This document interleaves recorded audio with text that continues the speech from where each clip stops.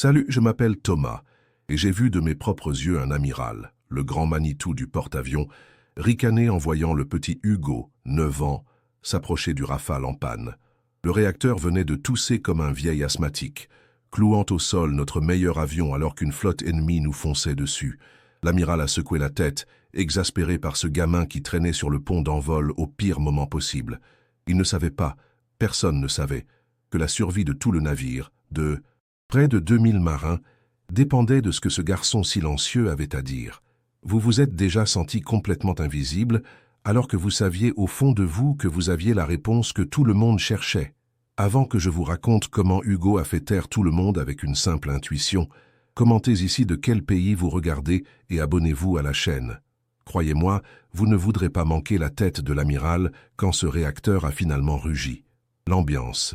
Sur le pont du Charles de Gaulle, était électrique mais pas de la bonne manière. C'était une tension froide, lourde, qui sentait le kérosène et la peur.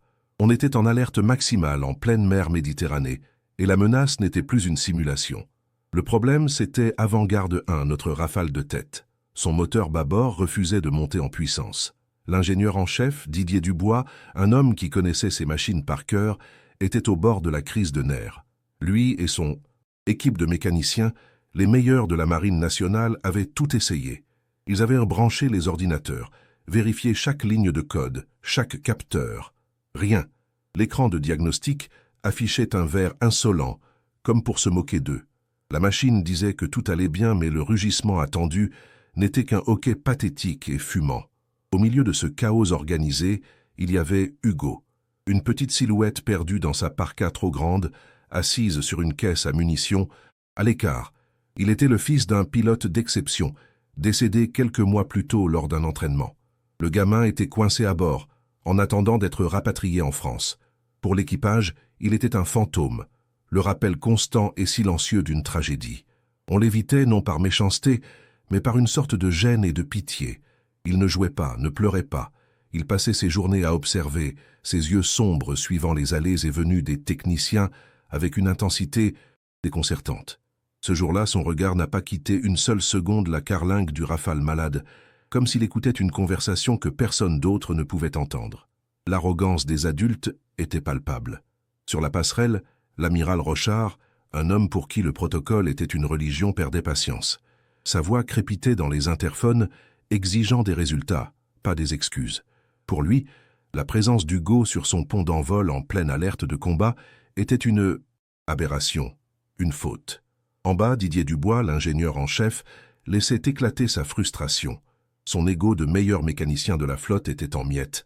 En apercevant Hugo, qui s'était un peu trop approché, il a aboyé sur un jeune matelot. « Foutez-moi ce gamin d'ici. C'est un pont d'envol, pas une garderie. » Le mépris dans sa voix était aussi coupant que le vent glacial qui balayait le pont. Hugo n'a pas bronché, il a juste reculé d'un pas, son visage impassible. La tension montait, d'un cran à chaque minute qui passait. Les écrans radars sur la passerelle de commandement montrèrent des échos hostiles, se rapprochant inexorablement. Nous n'avions plus que quelques minutes pour lancer notre patrouille de défense aérienne, et notre avion leader était aussi inutile qu'une ancre au milieu d'un incendie. Dans un dernier effort désespéré, l'équipe de Dubois a tenté une réinitialisation complète de l'avionique. Tout le monde a retenu son souffle. Le pilote a poussé la manette des gaz. Le moteur a encore tout sauté, crachant une fumée noire avant de s'éteindre dans un silence de mort. Un juron a éclaté dans le casque de Dubois qui a balancé sa tablette sur une caisse. C'était fini. La machine avait gagné. Le bug fantôme avait cloué au sol notre espoir de défense. C'est à ce moment précis, alors que le désespoir commençait à s'installer, que le petit Hugo s'est levé. Lentement, il a traversé les quelques mètres qui le séparèrent de l'agitation, ignorant les regards noirs et l'énervement ambiant. Il n'a pas regardé les ingénieurs dépités ni les écrans d'ordinateur. Il s'est approché du commandant Élise Moreau, la chef d'escadrille, l'ancienne coéquipière de son père. Elle se tenait là, le visage fermé, regardant l'horizon comme pour y chercher une solution miracle. Sans un mot, Hugo a tiré doucement sur la manche de sa combinaison de vol. Juste une petite traction, un geste d'enfant dans un monde d'adultes en panique. Moreau a baissé les yeux, surprise, et a vu. Le gamin l'a regardé avec une certitude terrifiante. C'est là que tout a commencé à basculer. Élise Moreau a baissé les yeux vers lui, son visage une carte de la fatigue et du stress. Je l'ai vu hésiter, sa main se levant presque pour tapoter la tête d'Hugo et le renvoyer gentiment sur le côté. Autour d'eux, le balai des techniciens s'était arrêté. Tous les regards étaient fixés sur cette scène incongrue. Le commandant d'escadrille, une des meilleures pilotes de la marine, perdant un temps précieux avec un orphelin au milieu d'une crise majeure. J'ai entendu un mécanicien murmurer à son collègue « C'est pas le moment pour ça ». La pitié dans sa voix était presque aussi insultante que le mépris. Pour eux, Hugo n'était qu'un symptôme du deuil, une distraction sentimentale que leur chef ne pouvait pas se permettre. La première injustice, c'était ce regard collectif qui le condamnait au silence avant même qu'il ait pu ouvrir la bouche. Mais Hugo n'a pas lâché son regard. Il y avait une gravité en lui, une absence totale de peur ou de timidité enfantine. Il a juste répété, sa voix à peine un murmure mais claire comme du cristal dans le vent glacial. Il s'étouffe. Puis il a ajouté une phrase qui a glacé tout le monde. Comme papa, quand il parlait de la turbine du super-étendard. Il a fait un lien direct avec son père, avec le savoir transmis non pas dans une salle de classe, mais dans le bruit et l'huile d'un hangar. L'ingénieur en chef, Dubois, qui s'était approché, a entendu cette dernière phrase. Un rire sec et sans joie lui a échappé. Il s'étouffe. Fantastique. On a un poète maintenant. Quelqu'un peut lui donner un crayon et l'éloigner de mon avion de plusieurs millions d'euros avant qu'il ne décide de lui faire un câlin? La voix de l'amiral Rochard a alors explosé dans les haut-parleurs du pont, stridente et chargée d'une fureur glaciale. Commandant Moreau, quel est le sens de ce rassemblement? J'ai un rapport de situation qui indique un échec total. Et vous organisez un cercle de discussion sur le pont d'envol. Mes échos radars ne vont pas attendre que vous ayez fini de jouer à la psychologue. Faites décoller cet appareil ou dégagez la piste pour le suivant. C'est un ordre. Il n'a même pas mentionné Hugo. Le gamin était si insignifiant à ses yeux qu'il ne méritait même pas d'être reconnu comme la cause du retard. Pour l'amiral, c'était simplement une défaillance de son commandant d'escadrille, une faiblesse inacceptable. La pression venait de s'abattre sur Élise, la menaçant de l'écraser. Je crois que c'est cette humiliation publique qui a tout changé pour Élise. Elle a encaissé l'ordre de l'amiral, son visage devenant un masque de pierre. Pendant une seconde, j'ai cru qu'elle allait attraper Hugo par le bras et le confier au premier matelot venu. Mais elle ne l'a pas fait. Au lieu de ça, elle a fait quelque chose d'incroyable. Elle a fermé les yeux un instant, comme pour se reconnecter à une vieille conversation, à un souvenir. Je suis sûr qu'elle pensait au père d'Hugo, à sa passion, à la façon dont il décrivait ces machines comme des êtres vivants. Elle a regardé le Rafale, puis le gamin. Dans son regard, le doute a été remplacé par une lueur de défi. Elle a fait un choix contre la logique, contre la hiérarchie, contre la raison, un choix basé sur l'intuition d'un enfant et la mémoire d'un ami. Elle s'est tournée vers Dubois, ignorant complètement l'ordre qui venait de tomber. Sa voix était calme, mais tranchante comme une lame. « Didier, le garçon dit que le moteur s'étouffe, qu'il ne respire pas bien. Il pense que ça vient de l'admission d'air, pas de l'électronique. » Dubois l'a dévisagée comme si elle venait de lui annoncer que la mer était en feu. « Élise, vous perdez la tête. Mes capteurs valent plus cher que votre appartement. Ils analysent chaque molécule d'air qui entre dans ce réacteur. Chaque ligne de code a été vérifiée 3 fois. Tout est vert. Vous voulez que j'ignore des millions de données pour écouter un gamin qui confond un moteur à réaction avec son asthme? On n'a pas le temps pour ces conneries. » L'arrogance de l'expert face à l'impensable. L'équipage autour d'eux était mal à l'aise. Les rires s'étaient tus, remplacés par une gêne palpable. Ils étaient tiraillés entre le respect pour le commandant Moreau et la logique implacable de l'ingénieur en chef. J'ai vu des regards s'échanger, des hochements de tête qui semblaient leur dire « le pauvre petit » et la « pauvre Élise qui craque ».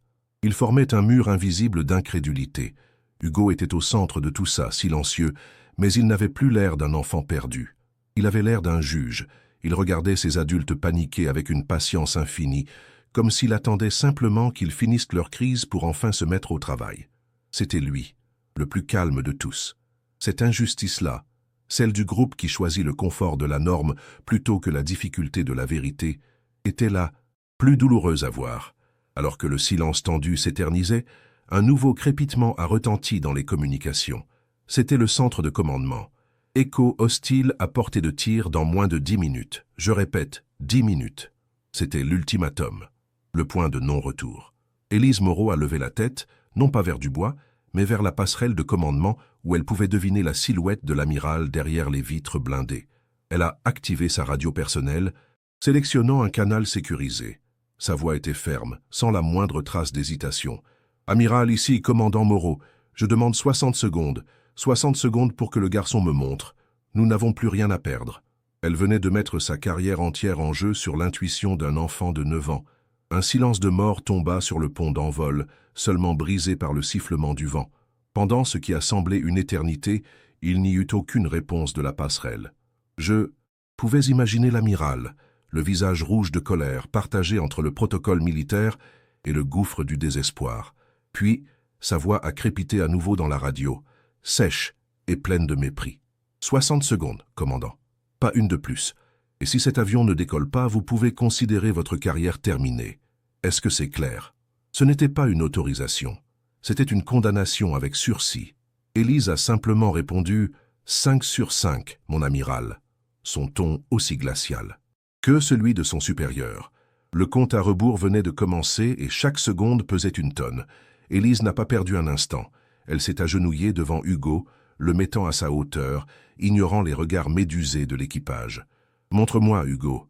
Montre-moi ce que tu vois. » Le gamin n'a pas hésité. Il s'est levé et a marché d'un pas sûr vers le monstre de métal. Il n'a même pas jeté un regard aux ordinateurs ou aux outils éparpillés. Il a contourné le nez de l'appareil et s'est dirigé droit vers l'entrée d'air béante du réacteur bâbord, là où les techniciens avaient passé des heures à chercher en vain. Dubois et son équipe le suivèrent du regard, leur visage un mélange de sarcasme et de curiosité morbide. Ils étaient comme des spectateurs attendant de voir un magicien raté se ridiculiser sur scène, sauf que là, le prix de l'échec était notre vie. Arrivé devant le réacteur, Hugo a fait quelque chose de déconcertant. Il a posé sa petite main à plat sur la coque, métallique froide, juste à côté de l'admission d'air. Puis il a fermé les yeux. C'était une scène surréaliste. Un enfant de 9 ans en pleine méditation devant un moteur de chasse de plusieurs tonnes, tandis que le destin de 2000 marins se jouait à quelques minutes près. Le vent faisait claquer sa parka trop grande autour de lui. On n'entendait plus rien, comme si tout le navire retenait son souffle. Il n'utilisait aucun instrument, aucune technologie. Il semblait simplement écouter la machine, sentir ses vibrations, comme si elle lui parlait dans un langage secret que lui seul pouvait comprendre. Une communication intime entre l'enfant et la bête de métal. Après une dizaine de secondes, qui ont paru des heures, il a rouvert les yeux. Son regard était fixé sur un point précis, un endroit que personne n'avait inspecté. Il a levé son petit doigt et a pointé une petite trappe d'accès rectangulaire, à peine visible, vissée sur le collecteur d'admission, bien en amont de la chambre de combustion. C'était une pièce d'entretien secondaire, rarement ouverte en mer. D'une voix claire qui a porté malgré le vent, il a dit « C'est ici. Il y a quelque chose qui bloque. Ce n'est pas gros, mais ça l'empêche de bien boire. » Il n'a pas dit « aspirer l'air » ou « recevoir le carburant ». Il a dit « boire », comme si l'avion était vivant et avait soif. L'ingénieur en chef Dubois a éclaté d'un rire nerveux et exaspéré. « Tu te fiches de moi ?» C'est le boîtier du filtre à microparticules de « kérosène. On ne l'ouvre jamais, sauf en maintenance lourde à quai. Le manuel de Dassault dit qu'il est conçu pour durer des milliers d'heures. Il est impossible qu'il soit le problème. C'est absurde. Élise, vous ne pouvez pas sérieusement croire à ça? On va perdre un temps précieux à démonter une pièce saine sur la base du délire d'un gamin. » Son visage était congestionné par la frustration. Pour lui, c'était la négation de toute sa science, de toute son expérience. C'était une insulte à son métier, à la logique même de la mécanique. Mais Élise Moreau ne regardait plus Dubois. Ses yeux étaient rivés sur le visage d'Hugo, où elle ne voyait aucune trace de doute, seulement une certitude calme et absolue. Elle a pris sa décision. Se détournant de son ingénieur en chef, elle a fixé un jeune quartier-maître mécanicien qui se tenait à l'écart, un peu effrayé. Sa voix a claqué comme un coup de fouet, ne laissant aucune place à la discussion. « Quartier-maître, une clé de 12 et un tournevis plat. Ouvrez cette trappe. Maintenant. » En donnant cet ordre direct à un subalterne, elle venait de court-circuiter complètement l'autorité de Dubois. C'était une gifle, une rupture totale de la chaîne de commandement devant tout le monde. La tension est devenue électrique. Le jeune mécanicien a blêmi. il a jeté un regard paniqué vers Dubois, qui le foudroyait du regard, puis vers le commandant Moreau, dont le visage était un masque de détermination inflexible. Pris entre le marteau et l'enclume, il a hésité une fraction de seconde puis a obéi. Il s'est précipité vers sa caisse à outils, a attrapé ce qu'il fallait et s'est agenouillé près du réacteur. Dubois était pétrifié, la bouche ouverte, incapable de formuler une protestation. Il venait d'être publiquement désavoué. Le seul bruit sur le pont était maintenant le cliquetis métallique de la clé tournant sur les têtes de vis. Chaque tour de clé semblait durer une éternité, nous rapprochant soit d'un miracle, soit d'un désastre monumental pour la carrière d'Élise. Le jeune quartier-maître, les mains tremblantes mais le geste sûr, a attaqué les vis de la trappe. Chaque tour de clé produisait un cliquetis métallique qui résonnait dans le silence glacial du pont. C'était le seul son avec le sifflement du vent et le bruit lointain des vagues contre la coque. L'équipe de Dubois s'était rapprochée, formant un demi-cercle. Leur visage n'exprimait plus le sarcasme, mais une sorte de curiosité tendue, presque morbide. Ils assistaient à la mise à mort professionnelle de leur commandant d'escadrille ou à un miracle improbable. Dubois, lui, ne bougeait pas. Il se tenait droit comme un I, les bras croisés, son visage une tempête de rage contenue et d'humiliation. Il attendait le moment où tout cela se terminerait pour pouvoir enfin dire « Je vous l'avais bien dit » et voir Élise s'effondrer. La dernière vis a cédé avec un petit grincement. Le mécanicien a retiré la plaque métallique et l'a posée délicatement sur le pont. Il a jeté un regard interrogateur vers Élise. Elle n'a pas scié, elle lui a juste fait un signe de tête imperceptible, un ordre muet de continuer. L'homme a alors plongé sa main gantée dans l'ouverture sombre. Tout le monde s'est penché en avant, retenant son souffle. Même depuis la passerelle, je pouvais voir l'amiral, ses jumelles braquées sur la Seine. La radio était silencieuse, mais le temps, lui, ne l'était pas. Les échos hostiles continuaient leur progression. Sur l'écran radar, chaque pixel rouge se rapprochant un peu plus de nous. Le destin de ce navire, de ses 2000 âmes, reposait maintenant dans la main de ce jeune mécanicien fouillant à l'aveugle les entrailles d'un Rafale, sur la foi d'un enfant. Au premier abord, il n'y avait rien. L'intérieur du boîtier semblait parfaitement propre. Le mécanicien a tâtonné, son visage perplexe. Dubois a laissé échapper un petit rire sec, un son de pure satisfaction méprisante. Alors, on a trouvé le trésor du pirate, a-t-il lancé, sa voix dégoulinant de sarcasme. Peut-être qu'il y a une carte dessinée dessus. Élise, ça suffit. On a perdu assez de temps. Remontez-moi ça et dégagez la piste. Il s'est tourné vers son équipe, prêt à donner l'ordre de tout refermer, son autorité regagnée, sa logique vengée. Pour lui, la démonstration était faite. L'intuition enfantine n'était que du vent, une fantaisie sentimentale face à la dure réalité de la physique et de l'ingénierie.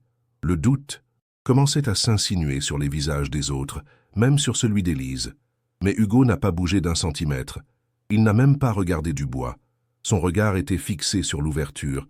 D'une voix qui a semblé incroyablement puissante dans ce silence tendu, il a simplement dit « Sors-le ».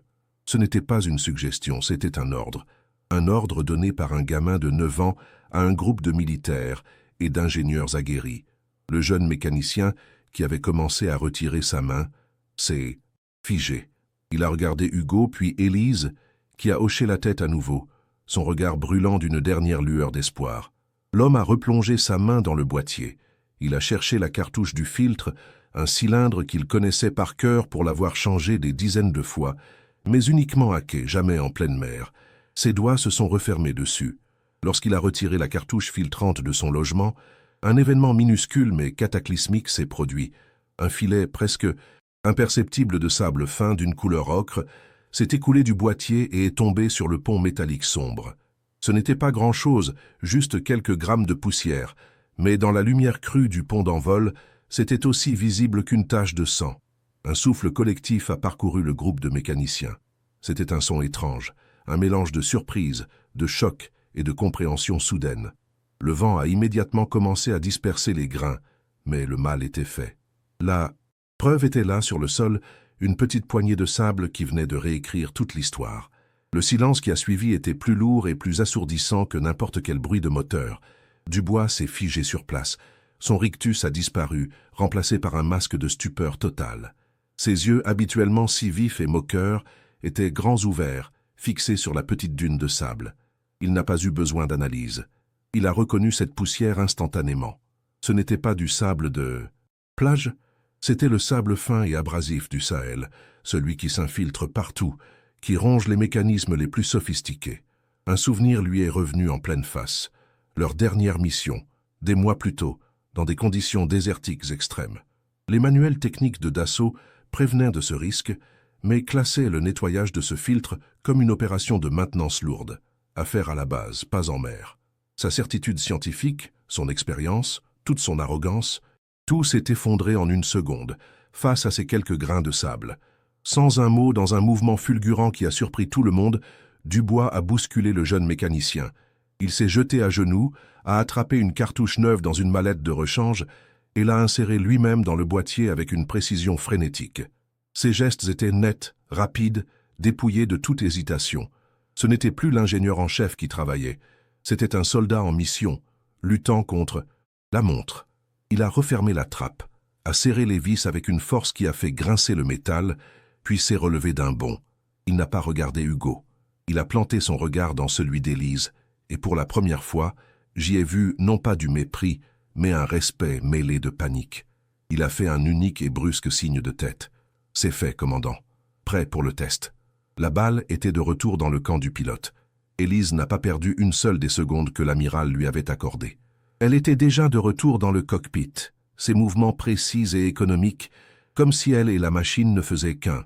J'ai vu sa main gantée se poser sur la manette des gaz. Elle n'a pas regardé Dubois, ni les autres. Son regard a croisé le mien pendant une fraction de seconde, puis elle a regardé droit devant, vers l'horizon où l'ennemi approchait. Mais je sais qu'en réalité, elle ne voyait pas l'horizon. Elle voyait ce petit garçon debout sur le pont, cette petite silhouette, immobile qui venait de mettre sa carrière et nos vies en jeu. Le silence était total. Chaque marin, chaque technicien, chaque officier sur ce pont retenait son souffle, créant une bulle de silence au milieu du bruit du vent et de la mer. Le moment de vérité était arrivé. Elle a poussé la manette, doucement d'abord, puis avec une fermeté résolue. Le moteur a émis une seule toux sèche, un hoquet métallique qui a fait sursauter tout le monde et a glacé mon sang. J'ai vu un rictus de triomphe naître sur le visage de Dubois. C'est fini, ai-je pensé. Mais ensuite le miracle. Le hoquet s'est transformé en un grondement profond, qui a grandi, jusqu'à devenir un rugissement assourdissant, une explosion de puissance pure et parfaite. Le pont d'envol a vibré sous nos pieds, une vibration non pas de panne mais de santé féroce. Le son était si propre, si puissant, qu'il semblait laver l'air de toute la tension, de toute la peur accumulée. Ce n'était plus le son d'une machine malade. C'était le cri de guerre d'un prédateur réveillé et affamé. Pendant une seconde, personne n'a bougé. Le choc était trop grand. L'esprit humain a parfois besoin d'un instant pour accepter ce que les sens lui disent.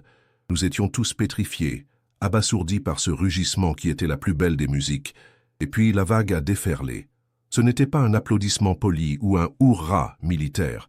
C'était une clameur brute, une explosion de joie et de soulagement qui est montée de la gorge de dizaines d'hommes. Des mécaniciens se tapaient dans le dos, des pilotes levaient le poing en l'air, des matelots criaient à plein poumon. C'était le son de la survie, le son de l'espoir retrouvé. Une vague de fraternité a balayé le pont, unissant tout le monde, du simple matelot à l'officier dans une même émotion pure et irrépressible. J'ai levé les yeux vers la passerelle de commandement. Derrière la vitre blindée, la silhouette de l'amiral Rochard était immobile. Lentement, très lentement, il a abaissé les jumelles qu'il tenait crispées devant ses yeux. Il n'a rien dit. Il n'a fait aucun geste. Il est juste resté là, regardant la scène en bas, son visage impénétrable. Mais même à cette distance, je pouvais sentir l'onde de choc qui venait de le frapper. Toute sa carrière était bâtie sur des règles, des protocoles, une hiérarchie stricte. Et tout cela venait d'être pulvérisé par l'intuition d'un enfant de 9 ans. Pour la première fois, ce n'était pas l'amiral qui dominait la situation. Il n'était plus qu'un spectateur, témoin d'un événement qui dépassait complètement son cadre de pensée, une anomalie vivante qui venait de sauver sa flotte. Mais le spectacle le plus fascinant était Didier Dubois. L'ingénieur en chef se tenait au milieu de l'euphorie, mais il n'y participait pas. Il était dans sa propre bulle de stupeur. Il regardait sa tablette, où les diagnostics affichaient toujours un vert parfait, puis il levait les yeux vers le réacteur qui hurlait sa puissance Puis son regard se posait sur Hugo. Il a fait ce va-et-vient 3 ou 4 fois comme si son cerveau refusait de connecter les points. Son arrogance s'était évaporée, remplacée par une incrédulité totale. Sur son visage, j'ai vu la science, la logique et l'expérience se battre contre une vérité impossible. Et lentement, très lentement, j'ai vu le respect naître dans ses yeux. Un respect terrifié, presque religieux, pour ce petit garçon qui avait vu ce que ces millions d'euros de technologie n'avaient pas pu voir. Et Hugo, au milieu de tout ce chaos, des cris de joie, du rugissement du moteur, il était l'image même du calme. Il n'a pas souri. Il n'a pas cherché les regards ou les félicitations. Il s'était un peu reculé pour ne pas être dans le souffle du réacteur, et il regardait l'avion, sa tête légèrement penchée sur le côté, comme s'il écoutait attentivement pour s'assurer que la machine respirait maintenant correctement. Pour lui, ce n'était pas une victoire ou un miracle. C'était juste une solution logique à un problème qu'il avait compris. Il avait entendu un ami qui souffrait, et il l'avait aidé. C'est tout. Cette simplicité, cette absence totale d'ego face à un tel exploit, était peut-être la chose la plus déconcertante et la plus admirable de toutes. La clameur s'est tue aussi vite qu'elle était née, remplacée par une efficacité glaciale. La voix d'Élise a crépité dans les haut-parleurs du pont, claire et nette. Avant-garde 1, parée au décollage. L'équipe de catapultage, galvanisée, s'est mise en position en un temps record. Le déflecteur de jet s'est levé, la catapulte a été armée. Quelques secondes plus tard, avec une poussée qui a semblé vouloir arracher le pont d'envol, le Rafale a été projeté dans le ciel. Il a grimpé avec une agilité féroce, son rugissement se transformant en un point lumineux, filant vers l'ennemi. Ce n'était plus seulement un avion de chasse, c'était notre réponse, notre défi, un missile d'espoir lancé par la main d'un enfant et le courage d'une femme qui avait osé l'écouter. Une fois le Rafale disparu à l'horizon, un silence étrange est tombé sur le pont d'envol. Ce n'était plus le silence de la tension, mais celui de la stupéfaction. Le rugissement du moteur s'était estompé, mais son écho résonnait dans nos têtes. Lentement comme un seul homme, toutes les têtes se sont tournées vers la petite silhouette qui se tenait près de la catapulte vide. Plus personne ne voyait un orphelin perdu. Un poids pour l'équipage. Dans leurs yeux, je voyais naître une nouvelle perception. C'était un regard mêlé de respect, d'incrédulité et d'une sorte de crainte respectueuse. L'équipage ne regardait plus un enfant. Il regardait une énigme, une force de la nature qui venait de tordre les lois de la logique et de la hiérarchie pour nous sauver la vie. Ce jour-là, Hugo a cessé d'être un fantôme. Il est devenu quelqu'un. L'histoire s'est répandue dans le navire plus vite qu'un feu de poudre. En quelques heures, tout le monde, des cuisiniers dans les entrailles du navire aux officiers de quart sur la passerelle, connaissait l'histoire du garçon qui parlait au moteur. Un surnom aîné, chuchoté d'abord par les mécaniciens avec un sourire admiratif, puis adopté par tout le monde, le sorcier du Rafale. Ce nom a effacé l'ancien. Il n'était plus le pauvre petit Hugo, le fils du pilote décédé. Il était le sorcier. Ce titre lui conférait une aura presque mystique. Les marins le saluaient d'un signe de tête respectueux quand ils le croisaient dans les coursives étroites. Il n'était plus une source de pitié, mais une source de fierté pour le navire, une légende vivante qui prouvait que même au milieu de la machine de guerre la plus sophistiquée, il y avait encore de la place pour la magie. Le changement le plus spectaculaire fut celui de Didier Dubois. Le lendemain, je l'ai vu chercher Hugo dans le hangar principal. Le garçon était assis par terre, en train de remonter un petit servomoteur qu'il avait trouvé. Dubois s'est approché, non pas avec son arrogance habituelle, mais avec une humilité qui semblait lui coûter physiquement. Il n'a pas prononcé d'excuses. Les mots auraient été trop faibles. À la place, il a tendu à Hugo un schéma technique complexe, celui d'une turbine de rechange. Le compresseur basse pression a une vibration anormale au-delà de 80%, a-t-il dit, sa voix basse et sérieuse. J'aimerais avoir ton avis. Il ne l'appelait plus le gamin. Il lui demandait conseil comme à un égal. C'était sa reddition, son acte de contrition, et le plus grand hommage qu'il pouvait rendre. Hugo a trouvé une nouvelle famille. L'équipage s'est cotisé pour lui faire fabriquer un blouson de vol miniature, identique à celui des pilotes, avec son nom et son nouveau surnom brodés sur la poitrine.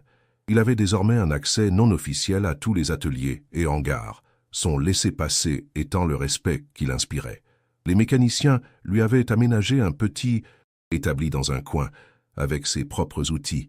Il passait ces journées-là entouré par le bruit des clés à choc et l'odeur du kérosène, l'environnement même qui lui avait pris son père.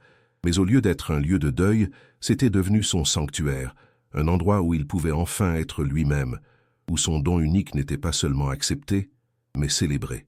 Il avait trouvé sa place au cœur même du monstre d'acier.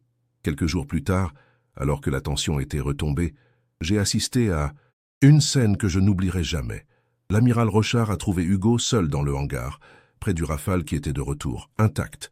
L'amiral n'était pas en grand uniforme, juste en chemise de service, ce qui le rendait plus accessible, plus humain. Il s'est approché lentement, s'est agenouillé pour se mettre à la hauteur du garçon, un geste impensable de sa part. Sans un mot, il a défait l'un de ses propres rubans de décoration de sa poitrine, une médaille pour acte de bravoure, et l'a épinglé avec une infinie précaution sur le petit blouson de vol d'Hugo. Puis il l'a regardé droit dans les yeux et a dit, sa voix brisée par l'émotion, « Ton père serait plus fier que tu ne pourras jamais l'imaginer. » Ce jour-là, nous avons tous appris une leçon fondamentale à bord du Charles de Gaulle. Nous avons compris que dans la complexité d'une guerre moderne, au milieu des satellites, des radars et des missiles, les atouts les plus puissants ne sont pas toujours faits d'acier et de circuits. Imprimés. Parfois, ils sont faits de courage, d'intuition et d'une perspective que personne d'autre ne possède. Nous avons appris que le vrai génie ne se mesure pas au nombre de galons sur une épaule ou de diplômes sur un mur. Il ne porte pas d'uniforme et ne suit pas toujours le protocole. Parfois, il se présente sous la forme d'un garçon de 9 ans, avec des yeux tristes et des mains qui savent écouter le cœur des machines. Et cette vérité-là est plus redoutable que n'importe quelle arme. Cette médaille épinglée sur la poitrine d'Hugo a tout scellé. Ce n'était pas juste un bout de métal et de ruban, c'était la reconnaissance officielle par l'homme le plus haut gradé du navire que les règles venaient de changer. Dans les jours qui ont suivi, une nouvelle normalité s'est installée. Le silence autour d'Hugo n'était plus celui de la gêne ou de la pitié, mais celui du respect. Les marins ne le voyaient plus comme un fardeau tragique, mais comme une sorte de porte-bonheur, silencieux, un talisman vivant qui nous avait tous sauvés. Il continuait de se promener sur le navire, sa petite silhouette dans son blouson de vol, mais maintenant, les regards qui le suivaient étaient remplis d'une admiration craintive. Il était devenu une partie essentielle de l'âme du Charles de Gaulle, la preuve que la logique n'explique pas tout. Le plus grand changement, je l'ai vu chez Didier Dubois. 2 jours après l'incident, je l'ai vu traverser le hangar, non pas avec son assurance habituelle, mais avec une démarche hésitante, presque timide. Il tenait une tablette de données à la main. Il s'est approché d'Hugo, qui était assis par terre, en train de démonter et nettoyer une petite pompe hydraulique avec une concentration d'adulte. Dubois s'est accroupi à côté de lui, un geste qui, venant de lui, valait 1000 excuses. Il a montré l'écran à Hugo. Le système de refroidissement du radar de poursuite montre une fluctuation de pression anormale, a-t-il dit, sa voix basse et sérieuse. Je n'arrive pas à trouver la cause. J'aimerais avoir ton avis. Il ne lui demandait pas un service, il lui soumettait un problème, d'expert à expert. Cette histoire a changé quelque chose en nous tous, une vérité qui s'est installée bien plus profondément que n'importe quelle procédure de sécurité. On a compris que la plus grande force de ce navire n'était pas dans ses réacteurs nucléaires ou ses missiles Exocet, mais dans l'imprévisible. On a appris que la certitude de la science et l'arrogance de l'expérience peuvent être aveugles. Parfois, la réponse ne se trouve pas dans les manuels ou les diagnostics informatiques, mais dans une intuition pure, une façon différente de voir le monde. L'histoire du sorcier du Rafale est devenue une légende à bord, une histoire qu'on se racontait pendant les longs quarts de nuit, un rappel constant que même dans une machine de guerre, l'élément le plus puissant et le plus dangereux reste l'être humain et ses mystères. Hugo est resté avec nous jusqu'à notre retour à Toulon quelques semaines plus tard. Il n'a jamais voulu monter dans un cockpit. Sa place, il l'avait trouvée en dessous, les mains dans le cœur des bêtes de métal, là où il pouvait les écouter et les comprendre. L'équipe des mécaniciens l'avait adopté, devenant pour lui une famille de substitution bruyante et protectrice. Il a honoré la mémoire de son père, non pas en suivant ses traces dans le ciel, mais en protégeant ceux qui y volaient, depuis le sol. Il a trouvé sa propre voie, une voie que personne n'aurait pu imaginer pour lui, prouvant que le véritable héritage n'est pas de répéter la vie de nos parents, mais de donner un sens à la leur à travers la nôtre. C'est une histoire que je voulais partager, car elle nous rappelle que le talent et la valeur se cachent souvent là où on s'y attend le moins, dans les voies qu'on a l'habitude d'ignorer. Si vous connaissez quelqu'un qui a besoin d'entendre ce message, quelqu'un qui se sent sous-estimé ou Invisible, s'il vous plaît. Partagez cette vidéo avec cette personne. N'oubliez pas de vous abonner pour plus d'histoires sur la façon de trouver sa propre voie, même quand ce n'est pas celle que les autres attendent. Merci de m'avoir écouté.